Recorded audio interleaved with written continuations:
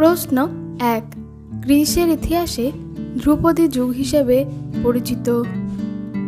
উত্তর 2, অর্থাৎ খ্রিস্টপূর্ব 5ম থেকে 4র্থ শতক। প্রশ্ন 2, পলিটিক্স গ্রন্থটি রচনা করেন। উত্তর 1, অর্থাৎ অ্যারিস্টটল। প্রশ্ন 3, রিপাবলিক গ্রন্থটি রচনা করেন। উত্তর 2, অর্থাৎ প্লেটো।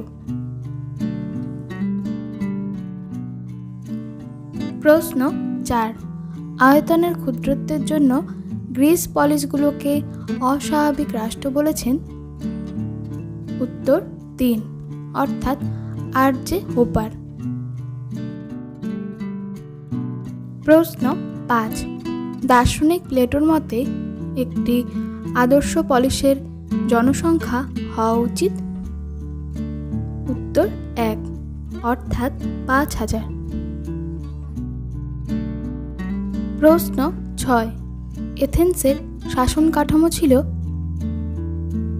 উত্তর 3, অর্থাৎ গণতান্ত্রিক।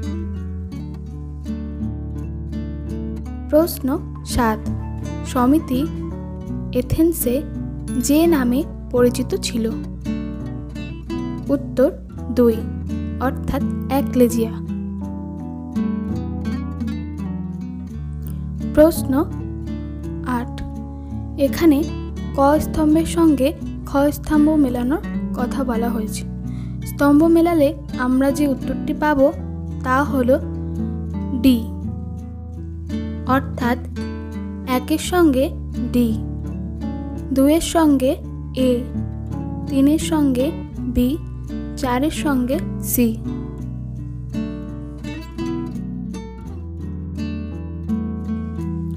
প্রশ্ন 9, এখানে দুটি বিবৃতির কথা বলা হয়েছে।